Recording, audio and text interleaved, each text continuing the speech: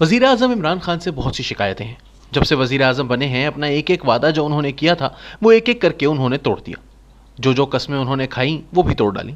फिर मईशत, governance, खारजा policy समेत किसी भी जानिब हाथ डाला वहां तूफान बर्पा कर दिया। वो वाला तूफान नहीं, ये वाला तूफान। फिर इस तूफान ने पीछे कुछ नहीं छोड़ा।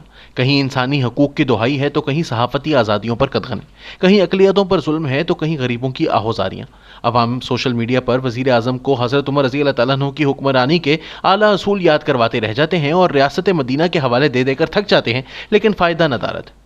आजकल किसी भी गली कूचे और बाजार में चले जाएं, इमरान खान साहब पर तबर्रे आम है।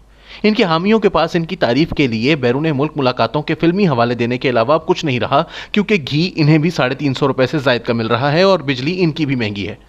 बहरहाल, एक और इल्ज़ाम जो जनाब खान साहब पर लगता है वो ये भी है कि अपने मोहसिनों को जैसे वो बुरे तरीके से अपनी ज़िंदगी से निकाल बाहर करते हैं, शायद ही इसमें कोई इनका सानी हो। मिसाल के तौर पर सीनियर सहाफ़ी सलीम साफ़ी का ये ट्वीट मुलाहिज़ा हो। हज़ारों यू टर्न्स लिए, लेकिन माशाल्लाह मोहसिनों के गले में हाथ डालने और इन्हें रुस्वा करने की आदत पर कोई यू टर्न नहीं लिया। 100 मोदी मिलकर पाकिस्तानी इदारों के इमेज को वो नुकसान नहीं पहुंचा सकते जो तन्हा इस शख्स ने पहुंचा दिया। इदारे के अंदर भी सबसे ज़्यादा उस शख्स को आजमाइश में डाल रखा है जिन्होंने इनकी खातिर दुश्मनियां मोल ली।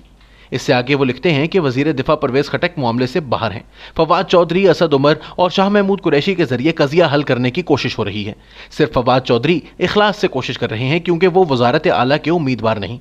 असद और कुरैशी के जरिए मामला सुलझाना ऐसे है जैसे सादिक संजरानी के जरिए बलोचिस्तान का कजिया सुलझाना। सलीम साफ़ी दरअसल DGISI के हवाले से पैदा होने वाली सूरत हाल के हवाले से वजीर आजम इमरान खान की बात कर रहे हैं और गुमान है कि मोहसिन से मुताल्लिक उनका इशारा आर्मी चीफ जनरल बाजवा के लिए है। ये मामला तो खतरात से पुर है और इसका ऊंट न जाने कहां और कब बैठे, करवट क्या होगी ये तो सोचना ही महाल है। लेकिन मोहसिनों से इमरान खान के ताल्लुक की तारीख काफ़ी तारीख और पुरानी है। ये वजीर आजम इमरान खान के कज़न माजिद खान से ही शुरू हुई जो इन्हें क्रिकेट में लेकर आए। इस मामले की तवील तफसीलात हैं। मुख्तसर ये है कि जब इमरान खान ने टीम के इक़्तिदार पर कुदरत पाई तो फिर अपने ही कज़न को रांदा दरगाह कर दिया। इस दौरान जिस दोशीज़ा ने इमरान खान को दिल दिया, इमरान खान ने तोड़ दिया। फिर खान साहब ने अस्पताल बनाने की ठानी, नवाज शरीफ से बतौर वज़ीर आला ज़मीन और निजी तौर पर ग्रांट हासिल की। फिर नवाज शरीफ के खिलाफ ऐसी मुखासमत को लेकर चले कि जब तक वो इक़्तिदार से महरूम होकर जेल नहीं पहुंचे, इमरान खान को ठंड न पड़ी।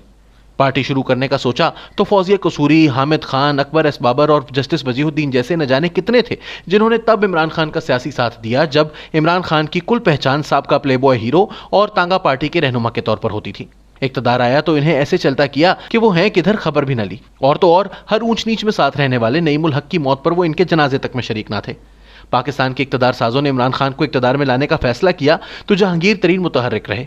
आज की हुकूमत में बैठे एक एक बंदे को जहांगीर तरीन लॉजिस्टिक्स एंड को की चकाचौंध में मुशर्रफ व PTI कराया गया। जहांगीर तरीन को जैसे चलता किया गया, दुनिया तो क्या खुद जहांगीर तरीन को कुछ समझ ना आई और वो दीवारों से सर टकराते हैं।